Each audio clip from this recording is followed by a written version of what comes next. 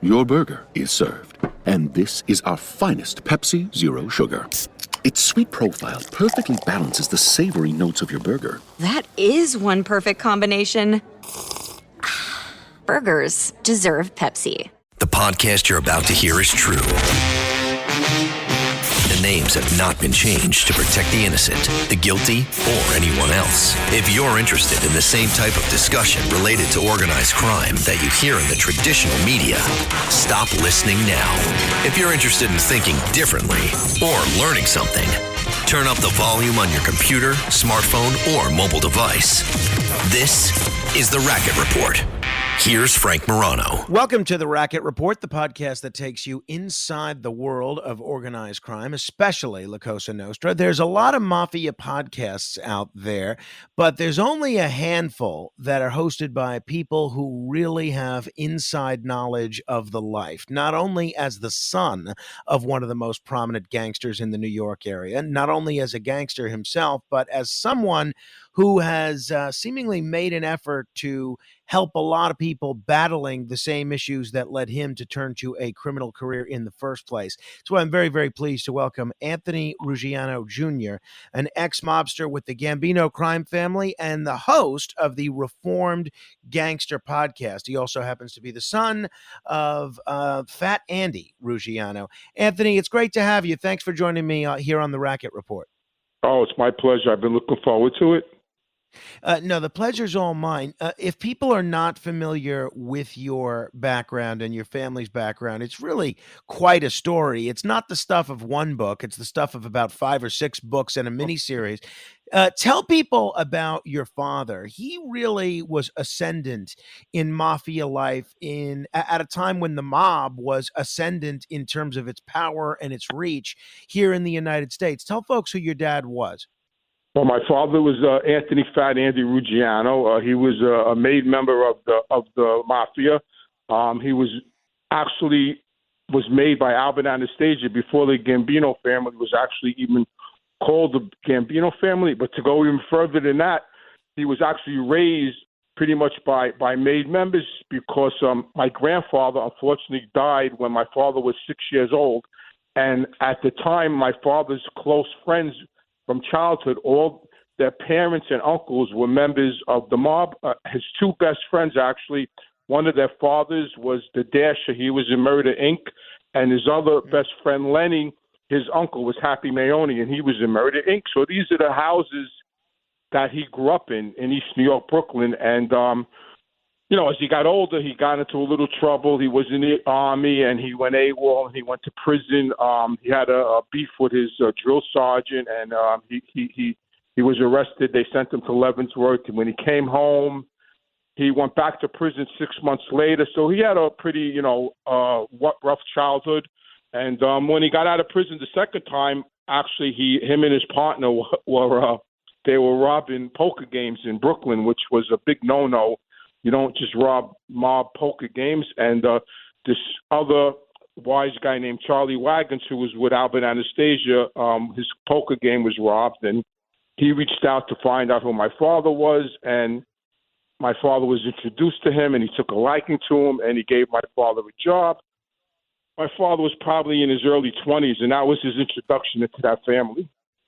You describe your father as a dad as being very loving, very present, seemingly a very active and positive influence on your life as a child.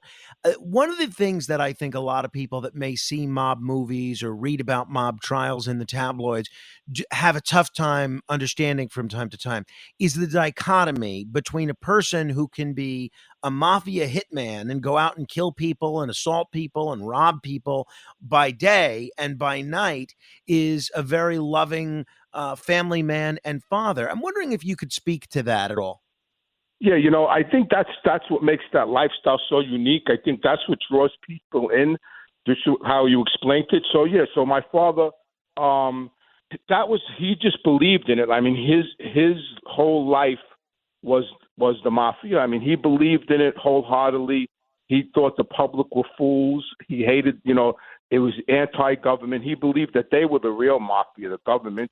I mean, And he just believed in what he did. And as far as committing crimes and violent acts, that was just all part of the job. I mean, the mob considers murder work. That's like a phrase they use, like he did some work, he did a lot of work, or he did a piece of work. That means he killed somebody. And my father, he was a great father. I mean, he loved sports, he loved music, he loved food, and my brother and I, he took us from a very early age to Yankee Stadium. I mean, he used to actually.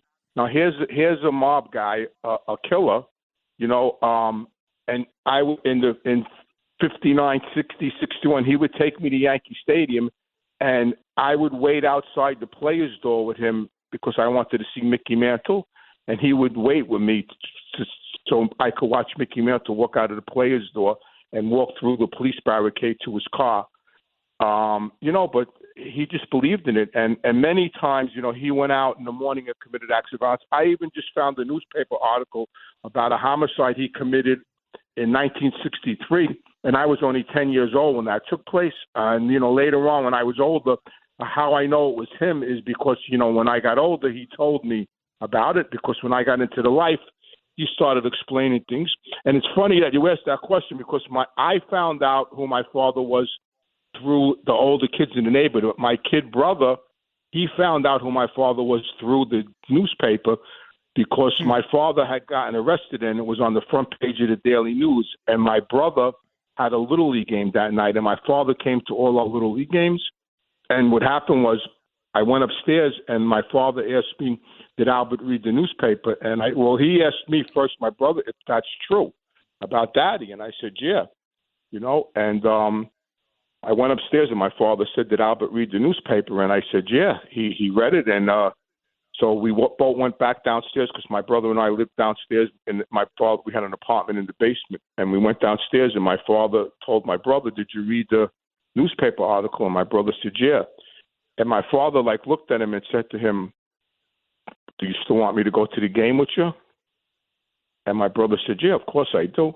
And we went to the game, and it's so funny because now when we got to the game, all the other kids' fathers, they just thought my father was just a Little League father. Nobody knew he was a wise guy or anything like that.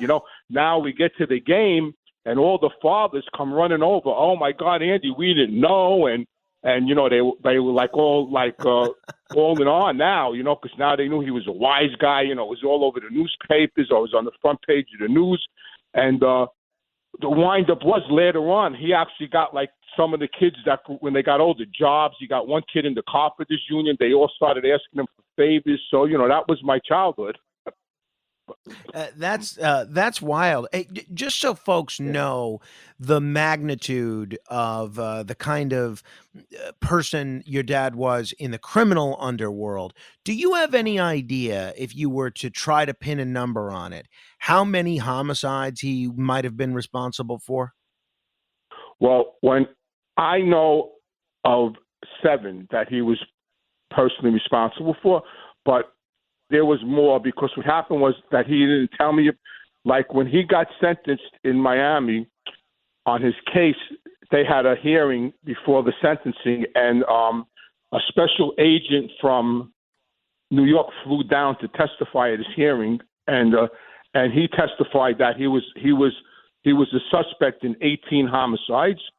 But I don't know if that's true or not. But he did a lot of work. He did a lot of work at a young age. The first thing he did was as soon as he met Charlie, he committed a homicide when he was 24 years old. And, he did special things, because actually, which is very rare, in 1953, the books were closed. And that means when the books are closed, nobody could become a made member. And they considered him what they call a special case. And the books were actually opened to him to become a made member, and so he got actually made when the books were closed. And that's because back then you had to do, you had to commit homicides for the family. Albert Anastasia used to call my father the Kid. That was his nickname. And he got taken in for a lot of shootings that never took place. He actually got taken in when Frank Costello got shot in the head in the hallway and lived. There was a description of a if you look at the chin, who was actually the shooter. he actually resembled my father a little bit. They were built the same, and back then my father goes, every time there was a mob hit or something, they always scooped him up and put him in a lineup, and they actually took him in for shooting Costello, but and took him to the hallway actually and made him walk it up and down the hallway. Of course, they said the guy sort of waddled and he was like a little heavy, and of course it wasn't him. And I asked him one day, my father kidding around, I go, "You sure it wasn't you?" And he said, "No, because if it was me, he would have been dead." Oh, wow. So you did not know as a child necessarily the kind of life that your dad was involved in. I think you were about 13 when you learned who your dad was. What was that like for you? Did you view him differently after that? And how did that change your relationship and maybe your perception of him? Yeah. Well, when I was a kid, I always knew something was different, but I didn't know what. I didn't actually know what he did for a living, but I knew it was something different. You know, even when I used to go to school as a young child, and they would say, you know, tomorrow we're going to talk about what our parents do for a living, and you know, I would go home and ask him what he did for a living, and he told me he worked in a dry cleaners, and I knew that wasn't true, but I didn't actually know what was true. And I said it anyway in school. Like I told the teacher, my father works in a dry cleaners, but I knew that's not what he did, but I didn't know what he did. When I got older and I drifted off my block at 13 and I started hanging out by the local pizzeria, I would go to the corner and I would hear the older guys like point me out and go, "That's Fat Andy's son." And they would point me out. And actually one of them, one day, like, sort of gave me a test to see if I really was Andy's son. And he walked up to me. His name, I'll never forget his name. His name was Frank. And he said to me, "You're Fat Andy's son?" And I go, "Yeah." And he goes, "Oh, yeah, well, what's his partner's name?" I said, "What's his partner's name?" His partner's name is Tony Lee. You know, so, like, they gave me a little bit of a test. And, you know, I just felt special at that point. You know, I sort of felt like I felt special, and it attracted me, and as I got older, you know, and when I was 16 and I actually went to work for him, you know, it was exciting. And that leads me to my next question. Do you think that the admiration that you had for your father and the fact that you looked up to him led to you going down that path and your own involvement in organized crime? Without a doubt. After I started working for my father, he tried to discourage me. He really didn't want me in the street. He would prefer, but he had no father, and he never really knew how to discipline me. If that makes sense. Like he never raised his hands to us. You know, he never raised his hands to us. I mean, he raised his voice, but he never raised his hands to us. And after I started working for him, he took me with him and I talk about this a lot. He took me with him one night to this bar in Brooklyn, and we walked in, and I'll never forget, it was a Friday night, and the bar was really, really crowded, and we walked up to the bar, and of course, because I was his son, I ordered a drink, you know, because he allowed me to drink, and I ordered a drink, and I was about 17, and he ordered a drink. And eventually, he turned around to me and he goes, "You notice anything?" So I looked around and I go, "Yeah, the bar it's starting to empty. The bar's starting to empty out." And he goes, "Yeah, right." He goes, "You know why the bar's starting to empty out?" I go, "No, why?" He goes, "Because I'm here." I said, "What are you talking about?" "Because I'm here." "Because you're here?" He goes, "Because they don't know if I'm here to kill somebody, hit somebody, hurt somebody, abuse somebody, so they rather just leave than stay here because of me." He said to me, "Is that how you want to live?" I was thrilled. You know, it had the reverse effect on me. I was thrilled. I thought it was the greatest thing since ice cream. I said, "Oh, my God, I want respect like that. I want people to fear me like that." You know, it had the reverse effect that he was hoping it would have on me. And I just ran from there. And then he started schooling me. After he knew that I wasn't going to go back to school, then he, actually started schooling me in that life. But a lot of it had to do, I wanted to be him. I mean, that's the bottom line. Yeah, I can understand the glamour and the way that looks to a young person. If someone's a baseball player and their son wants to become a baseball player, that son doesn't necessarily get the opportunity to play for the Mets or the Yankees unless they have the talent to do so. Same thing for doctors. Same thing for a variety of other fields. A lot like maybe politics and maybe business to some extent, there's really a remarkable amount of nepotism in the mafia world. I mean, it always seems that so many of the folks that rise to the level of being a captain or a boss, that they have parents, uncles that were part of that life as well. What role did nepotism play in your own ascendance up the mafia hierarchy? Oh yeah, I was Fat Andy's son. I mean, and I was, I was running the streets with Buddy, with Neil's son, and I think it was sort of like a royalty thing. Like, someone used to tease me and say we were like the Kennedys, and we had the bloodline and we had the pedigree, but not everybody.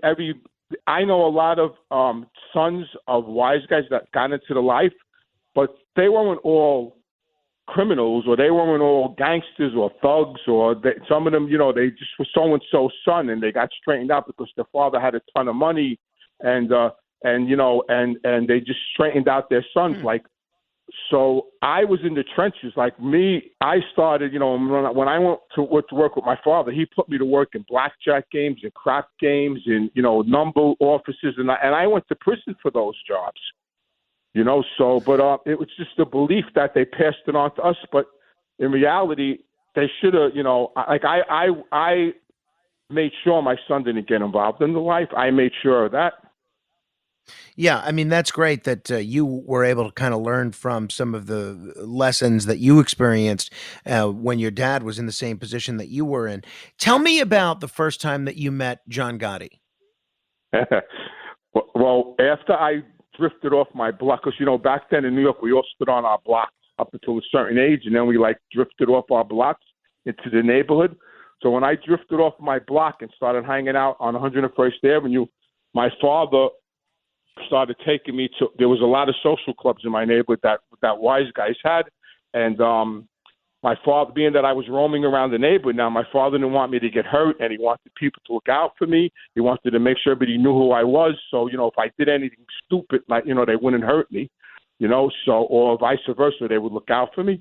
So he started taking me to the clubs, and I already knew Charlie Wagons because he's the guy that proposed my father and had my father made. So I already knew him.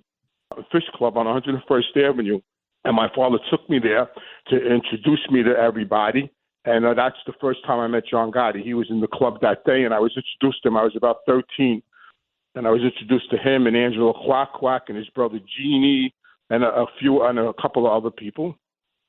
And how did there come a time that you yourself got straightened out and was formally inducted into the Gambino family? No, I was proposed. What happened was I was proposed twice. The first time I was proposed, I was waiting for the ceremony and I went to prison. The second time was when I got out of prison in 2004. They proposed me again, and I was sent for by this fellow named Lenny DiMaria, who was a captain in the Gambino family, because I was technically with him and Nicky Carrazzo at the time, who was another captain in the Gambino family. They were two members that my father actually proposed. They used to be with my father, and they had passed my name around, and I everything got approved. And Lenny sent for me and told me, listen, everything's approved. We're just going to wait for the ceremony, but you have permission to go on sit downs. You could represent yourself. You don't need any representation. Everybody knows that you're going to get straightened out. We're just going to have the ceremony in a couple of months. I said, fine. A week later, I got arrested for a homicide. And I never had the actually. So I was actually proposed, but I never actually had the official ceremony. Imagine this: the best pasta sauce you have ever tasted sits abandoned on a plate. Wasted sauce. That is a tragedy. If only you had used Barilla al Bronzo pasta. Its bronze-cut texture holds your sauce and scoops up every last drop. The Italians call that scarpetta. Capture sauce the Italian way. Barilla al Bronzo. Click or tap the banner to find out more. What was the reaction like in Gambino Crime Family circles when you learned that Sammy Gravano, the underboss of the Gambino family, was going to flip and become a cooperator? Well, I was actually in prison when that happened. So what happened was because I had a very, very good friendship. I had a very good relationship with John Gotti. I mean, he always looked up for me. So I was in prison. I just got a 1 1/3 to 4 for policy, which was we had a big number ring in Jamaica, Queens. Now it's called the lottery. And we had gotten arrested for, the government stole everything from us. I just want you to know that. Yeah. I mean, we had gotten arrested for state RICO, and anyway, I took a plea. I was actually in reception with this guy named Bobby, who was a wise guy with the Gambinos, and him and I used to walk around the yard every night.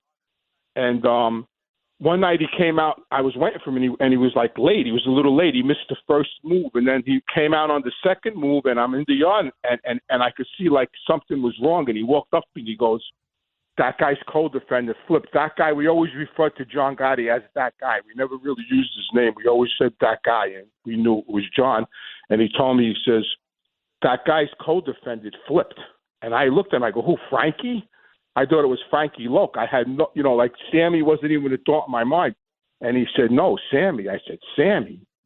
And I just looked and I said, "John's dead." And, it was just, him and I were kind of upset.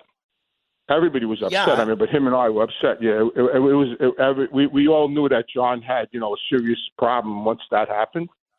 Tell me about how it all came down for you. I know you did several different stints in prison for a few different crimes, ranging from, just the policy games to the ultra violent.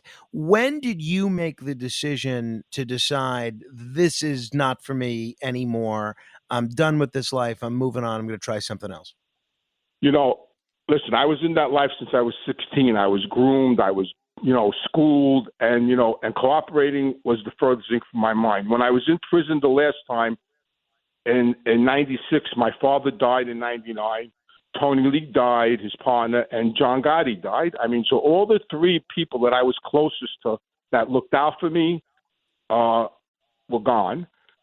I got out of prison and I had to go to work. When I was in prison, after my father died, they pretty much took a lot of stuff from me. Nicky Carrazza, who was a captain in the Gambino family, he sort of stuck up for me. He had me transferred to his crew because the crew that I was technically with took everything that my father had. They stopped sending my mother money. So Nicky had me transferred to his crew. And when I got out, it just was a different world. And when I got arrested in 2005 for the murder, it took me over a year to make that decision. It's hard. I tried. I didn't want to, and I fought it, and I tried to come up with money for the attorneys, and I couldn't. And nobody was really looking out for me.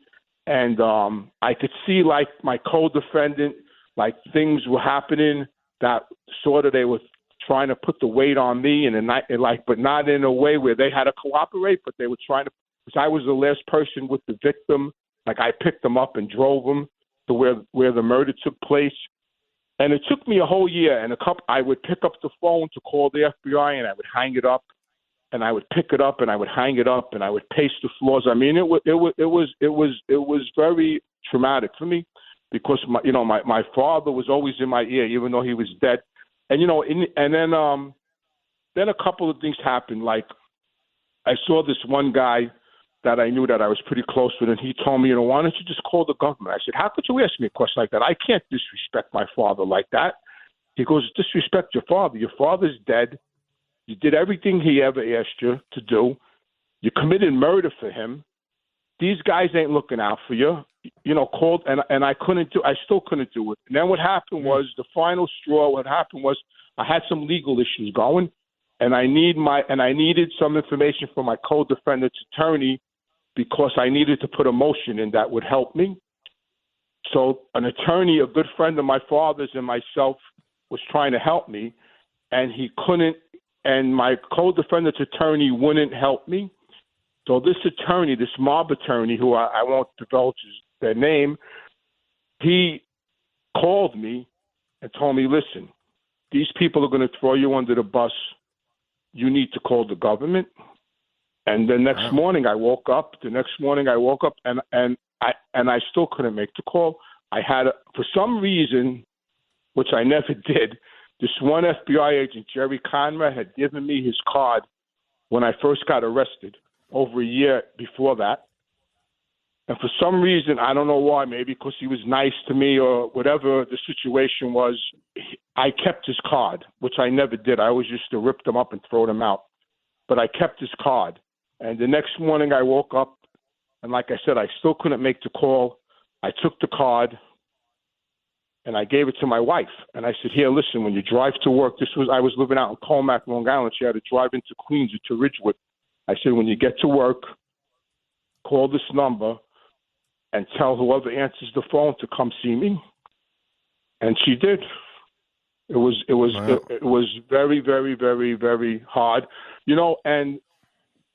People ask me, and I tell them, I say, listen, it was something that went against everything I was taught and everything my father believed in. And, but I know if my father was alive, I would have never done it. I would have never cooperated. I could never give up my father. I would have never gave up my father or Tony Lee or John Gotti, for that matter. I mean, I know, I guess maybe I could say that's how I could still look in the mirror, because I know in my heart I would have never gave them up. And anybody that really knows me pretty much knows that's the truth. But, I made a decision. I hit a bottom. It's like drugs. I hit a bottom in 1988 using drugs, and I got clean, and, I went to treatment, and I addressed the issue, and I hit a bottom with that lifestyle because I was never content. Yeah, it sounds it. I want to follow up on your decision to cooperate and why cooperation seems to be such a common career ending for so many mafia folks. But first, let me follow up on what you just said. The role of addiction in your life, whether it's alcohol, whether it's drugs, talk about that and how that sort of fed into your criminality and how you were able to kind of break that cycle of addiction. Well, I was a criminal before I became an addict. So, I mean, the drugs for me came later on. So I was already in that lifestyle through my father, way before I had an issue with cocaine. So, in the 70s, I'm partying in New York with with everybody, everybody's blowing coke. I'm hanging out with celebrities, I'm hanging out with the biggest celebrities in the world, blowing coke with them at the Ritz. You come to my house, Frankie Valli's sitting in my dining room. Jay Black is sitting in my dining room. Louis Prima is sitting in my dining room. And I'm in Manhattan with all these celebrities getting high. We lived the life. We were Fat Andy's kids. We were, I was in Manhattan almost every night. I mean, you walk up in the Ritz and you sit down with me. I'm blowing coke with David Bowie, Andy Warhol.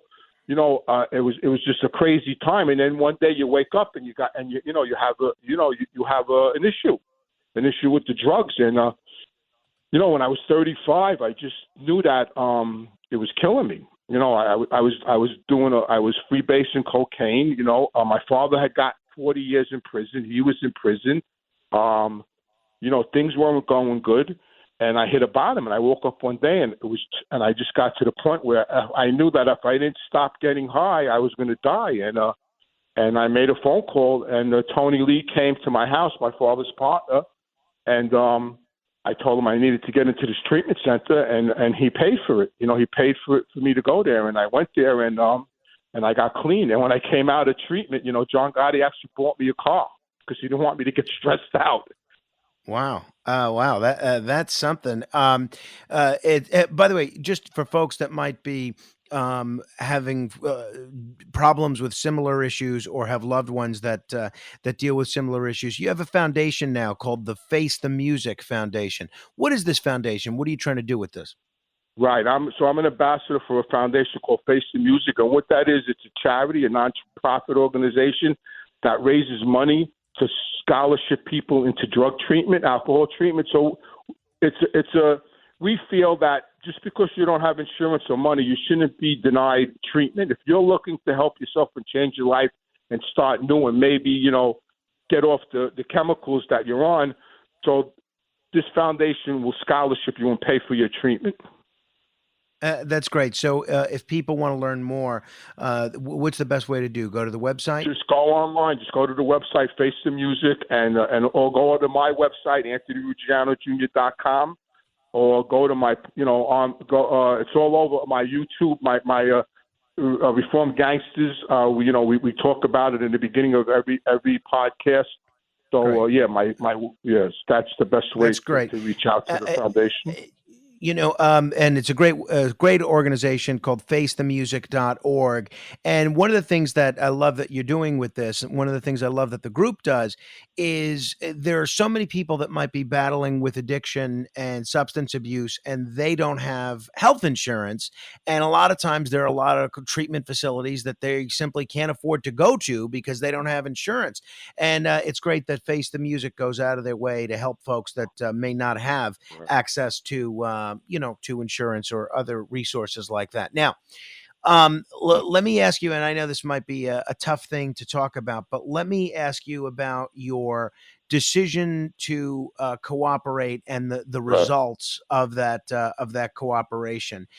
I know it was very well publicized about 8 years ago when you were ultimately sentenced by Judge Jack Weinstein. Headline: Mobster who had in-law killed gets off with time served. And if you read the tabloid coverage of this at the time, your prison sentence was just 3 days for helping to kill your own brother-in-law, even though your brother-in-law's family was in court asking Judge Weinstein for the harshest possible penalty. What do you think of that? Obviously, you don't want to be in prison, and I don't think anybody would begrudge you that. But what do you think if you were someone else looking at your situation? Here you have a family that doesn't have their father around, at least in part because of you. And instead of serving time in prison for the crime that you committed, you're free and they're dead. How would you view that if you were someone other than Anthony Ruggiano? I would probably view it the same way they viewed it, that it's terrible. I feel terrible for them. I would feel probably the same way they feel, but I'm looking at it from a different point of view, because even though he was my brother-in-law, he knew the deal. I'm not saying anybody deserves to die. That's not what I'm saying. But he knew the deal going in, that this was Fat Andy's daughter, and he was told by numerous people to stay away from him, and he still chose to go with her. He was no angel. He was a killer himself. He committed murders. He was a dangerous person, and and he did something that he knew he shouldn't have done, and he paid the ultimate price for it. And I wish I could go back and change it and not and stop it, but I can't. And at that time that it happened, that was something that we did. That was what happens when people do what he did, and I felt terrible for them. My own niece told the judge to give me life in court. It was horrible. I feel terrible for his family, but at the time I didn't. At the time of the murder, I had no conscience, and it didn't faze me. It didn't faze none of us that were involved in it, because that's just the frame of mind we were in. When you're in the street, that's just the frame of mind that people that are in that life have. But now, when I look back at it, I think about it every day. I wish I could go back and change it, but I can't. And I probably would feel the same way they feel. Judge Weinstein really sort of, if you read his whole statement to them after they read the impact letters, he made a statement. And if you read what he said, he made it. He told them that they should blame the mafia because that's how I was raised, and that if he put me in jail, he would take away a tool from the government that's helping prevent this from happening to the next person. Because, I testified at six trials. I mean, I gave them a lot of information.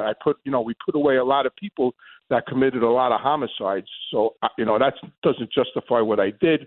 But I paid the ultimate price for it also. So good, so good, so good. Great brands, great prices. Everyone's got a reason to rack. You know they have Marc Jacobs? Nike? Yes. Just so many good brands. Vince, Birkenstock, and more brands you love are at Nordstrom Rack stores now. Plus, buy it online and pick it up in-store the same day for free. Great brands, great prices. That's why you rack. Continuing now with Anthony Ruggiano. He is the host of the Reformed Gangster Podcast. Anthony, a lot of people will hear this, your description of your involvement in your own brother-in-law's murder, and they're going to think that that sounds like a different world, something that they can't relate to. Explain to folks what's going on in your brain morally when you realize that you're in the midst of committing a murder of a family member. Well, so I was, when I was 16 and I got into the street with my father. So, at that point in time when we were planning the murder, it was honestly, as terrible as it may sound, it didn't even faze us. Like it was something that we felt had to be done. He was a dangerous person. He was putting his hands on family members. Actually, the person that pulled the trigger volunteered because he wanted to become a made member of the mob, and that would escalate his membership if he actually committed the murder. And morally, it didn't even faze me at that time. Honestly, as terrible as that may sound, he knew what he was getting into. But he was told to stay away from my sister, and he didn't. And that was the outcome. When I think back at it now, it was it was terrible, and I wish I could go back and change it, but I can't. But at that particular time, it was something we did, and it was a cold-blooded thing we did. I don't know if that makes any sense or clarifies it. I can understand that, right? I mean, clearly, this is what goes on in that world in general, and it makes a lot of sense. For folks that are curious about what life is like when you're at your height, right? At the height of being involved with the mob, what kind of money can you make? All the different criminal enterprises that you're involved in, at the height, how much a week or how much a month might you be taking in? I realize that you're spending a lot of that money, maybe frivolously at times, but what kind of money can you be taking in? Oh, I mean, you could be taking it, you could be taking in millions. I mean, my father took in, hundreds and hundreds of thousands of dollars a year. At one point in the 90s, myself personally, I was earning some weeks $15,000, $20,000 in a week between all the enterprises I had going. Michael Francis, for example, was actually one of the biggest money earners ever in the mob. He was taking in $8 to $10 million a week, which is unheard of. It's crazy amounts of money. I mean, some people are big earners, and I know wise guys that were broke, that didn't know how to earn money. That worked at jobs, but at the height, tons of money. I mean, my father was making big money through so many different enterprises, and most of it was illegal earnings, but there was also some legitimate business involved also. And all told, your entire time in that life, how many murders did you participate in? I personally only participated in one actual murder, but I participated in a couple of murder conspiracies that one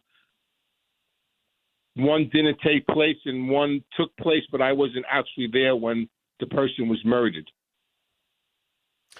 I've seen you testify a couple of times. I think I saw you testify in the Asaro trial, and I think I saw you testify at the trial of Bobby Glass's you were in court? Vernacci. Yes, I was in court. I covered both of those trials, and I thought you came across as a very credible witness. And I've seen a lot of people, including cooperators, who I thought did not come across as credible witnesses. I'm curious. I think all told, you probably testified in 5 or 6 trials. Did you find that you were more comfortable in your fifth or your sixth trial than at your first? Did you find that you became a better witness the more times that you did it? Honestly, no. It's hard. It's like it's tunnel vision. No, I think I think I felt the same throughout all the trials, from the first one to the sixth one. I testified at 6 altogether.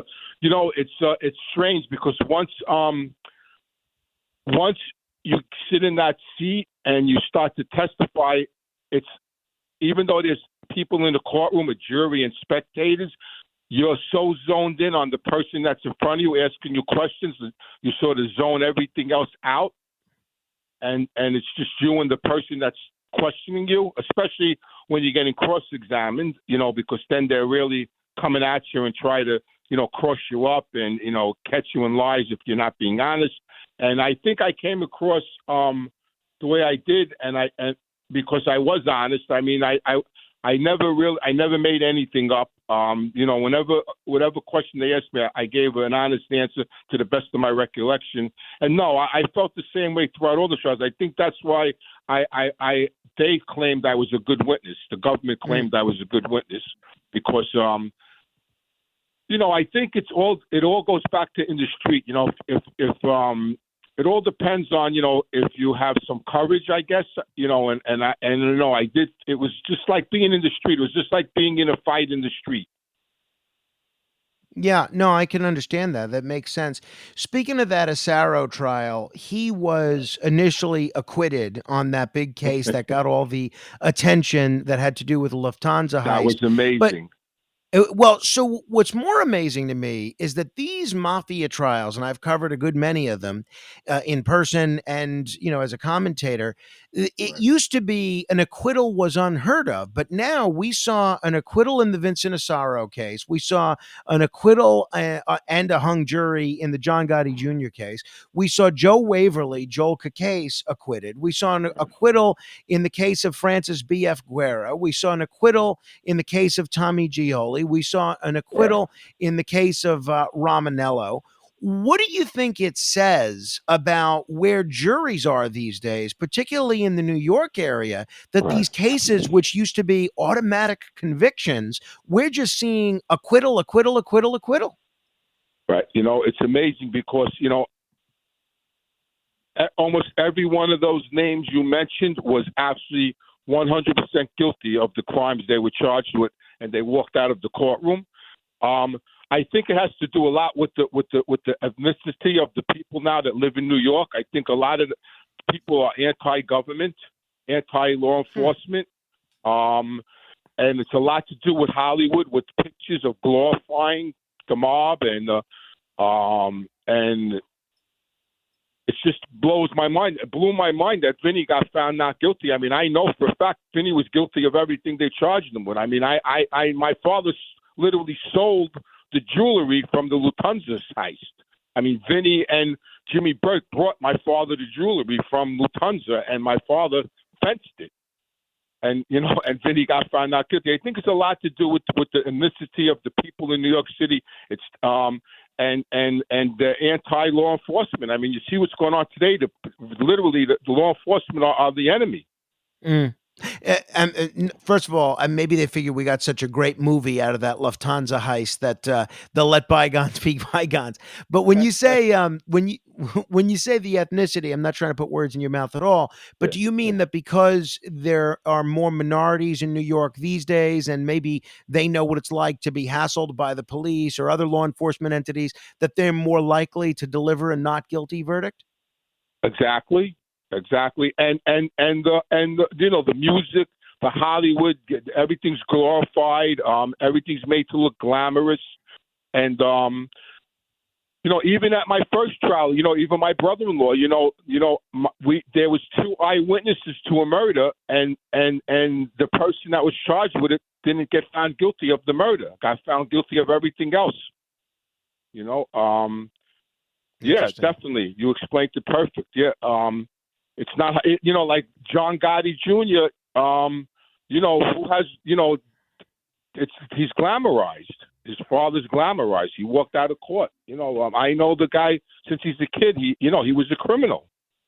Yeah, I mean, I think, and I covered all four of those Gotti trials, and I know that case pretty well. I think a lot of the problem with that case is the government waited so long to charge him so that he was able to use that withdrawal defense because he hadn't.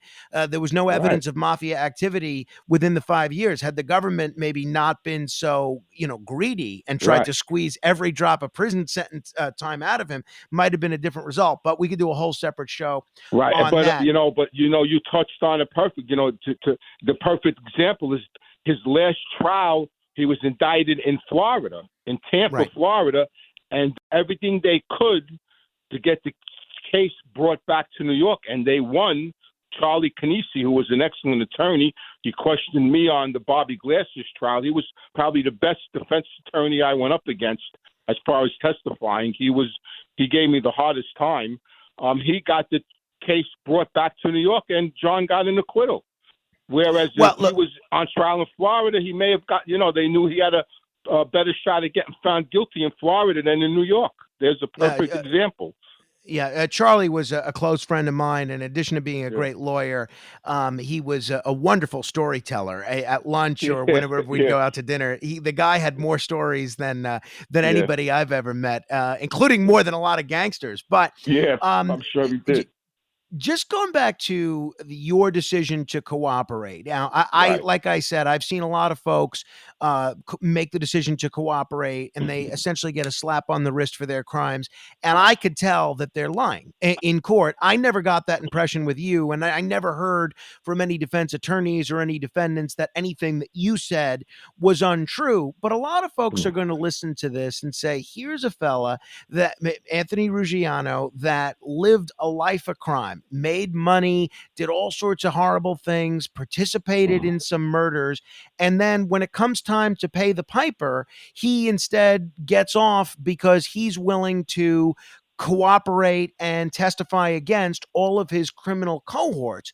Does it create a misincentive if we're going to give for lack of a better description, a get out of jail free card to people that are willing to testify against folks that they've been committing crimes with their whole life?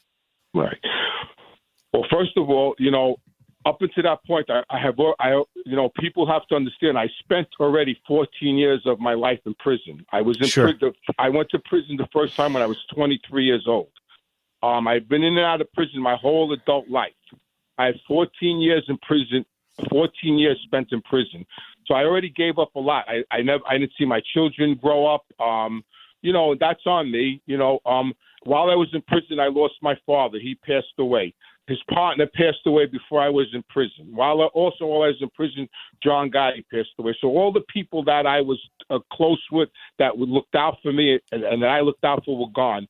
And when I came out to a different world. And the people that were out there weren't really my friends anymore. They I had to go drive a truck, to earn a living. Yeah, they wanted to straighten me out, but for their own reasons, because they knew I would be good for them. I could run around for them. I knew the game.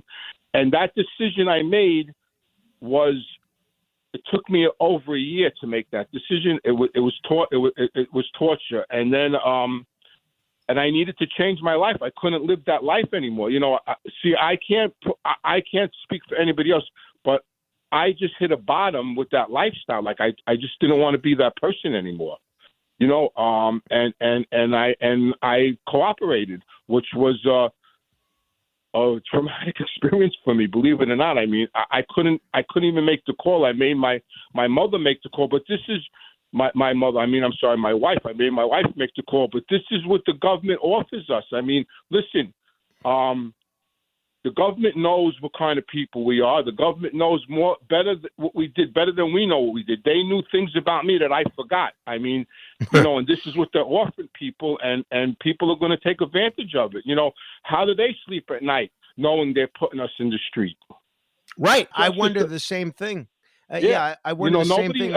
Nobody ever asks them that, but they'll say they need us for tools to fight. Like Weinstein said, he freed me because I was a tool for the government to fight the mafia, and they need tools. That's how he phrased it in some kind of wording like that. Like I became a tool for the government, which I guess I was. But how does the DOJ sleep at night? How does the FBI sleep at night? I think those are great questions, by the way. And when I had John Gleason on this show, I asked him those same questions about making the deal with Sammy Gravano, who then went out and ran an ecstasy ring in Arizona. So I think those are great questions. Right. Tell me about your decision to launch your podcast, the Reformed Gangster Podcast. What are you hoping to do with this podcast? What are you hoping to get across? Well, I started doing a couple of shows. I did a show on National Geographic, Narco Was the Mob, with John A. Light. And then a manager came to me, Pasquale, and offered me a contract. And then I did Vlad TV. I did an interview on Vlad TV. And I started getting a lot of interest in my life story, and a lot of people, and I spoke about my recovery, from drug addiction and how I'm clean a lot of years.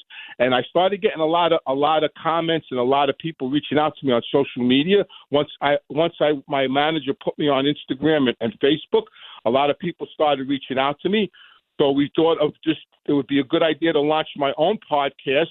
To talk about, the real truth about the American Mafia, because, I hear a lot of people out there, and I'm not pointing fingers at anyone personally in particular. Some people out there with these podcasts are telling the truth, and some aren't. And I know that for a fact because I was out in the street for 50 years.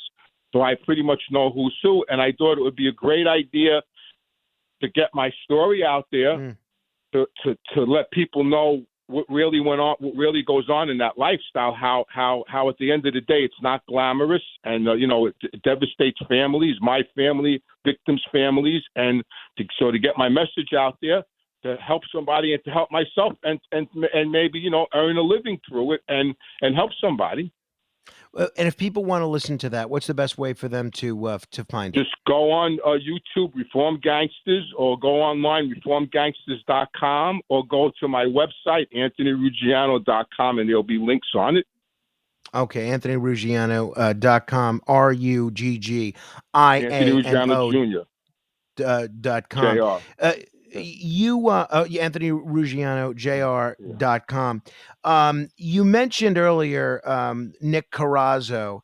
There's another prominent Carrazzo in New York area crime circles, not for his work as a gangster, but for his work in the courtroom. That's Joseph Carrazzo. I think he's represented you at different times, or maybe it was your dad, or maybe both. But he is someone that the government has sought to disqualify from certain cases because of his close relationship with not only his actual family members, but there's actually been claims that he was a little closer than an attorney should be to the affairs of the Gambino crime family.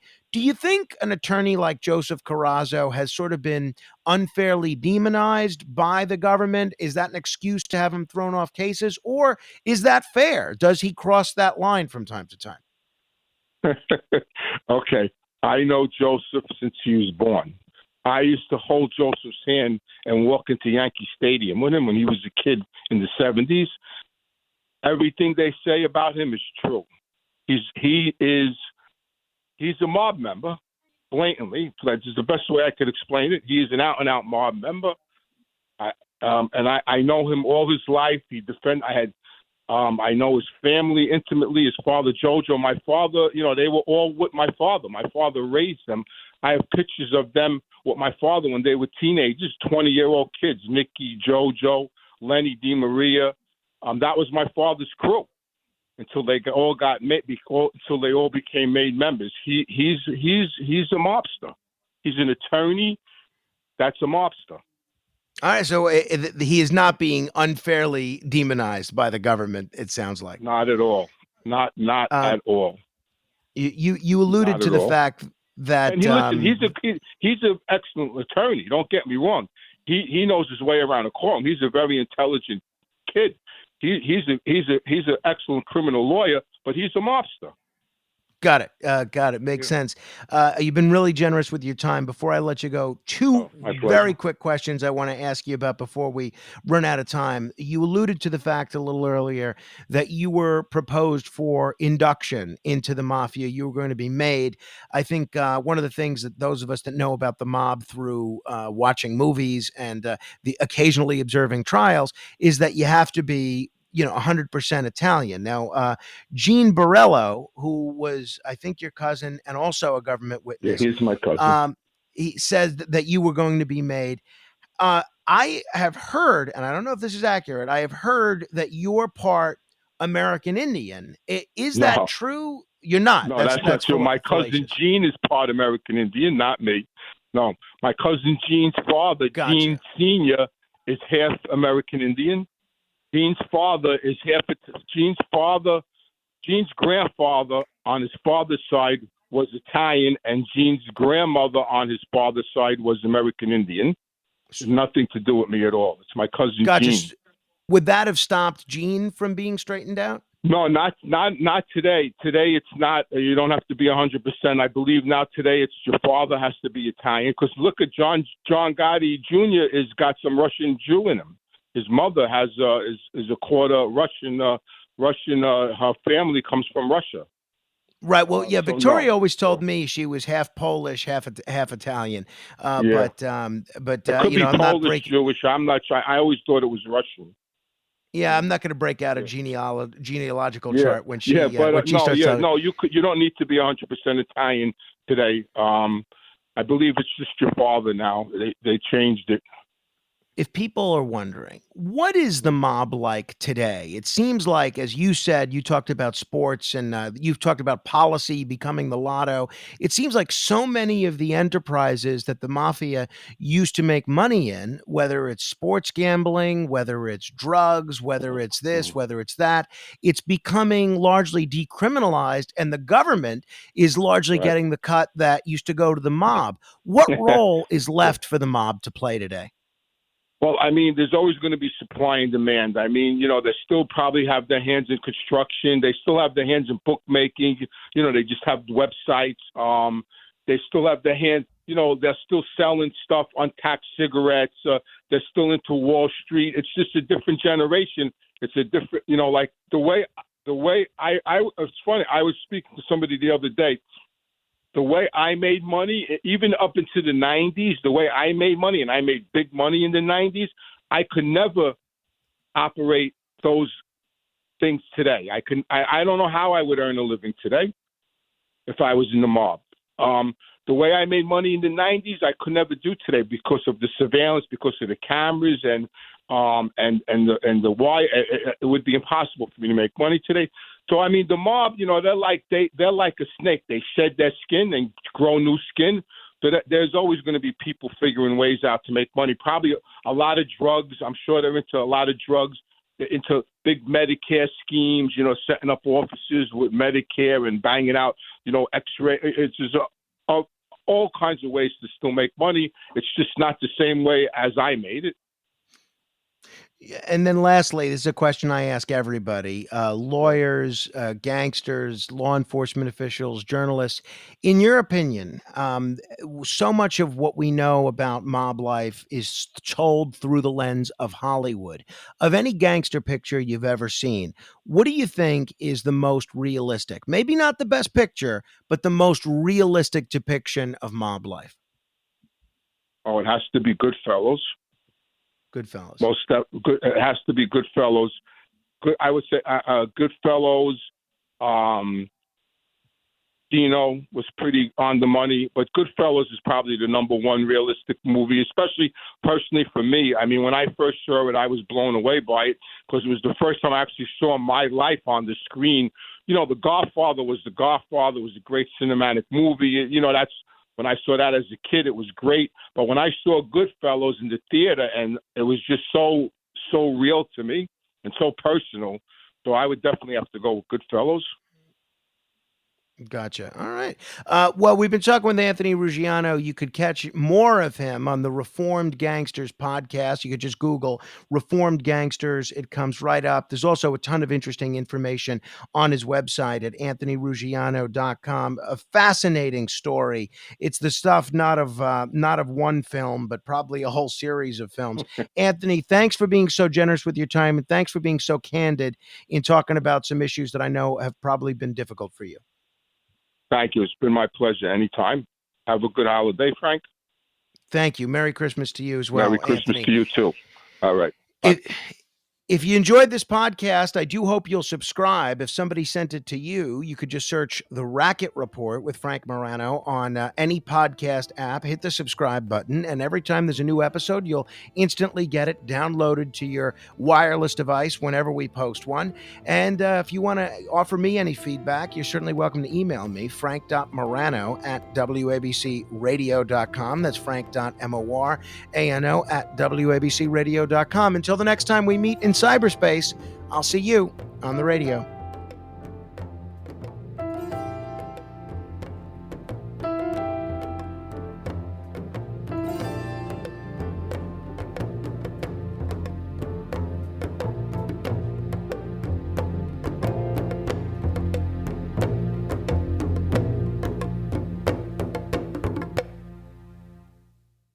If you work as a manufacturing facilities engineer, installing a new piece of equipment can be as complex as the machinery itself.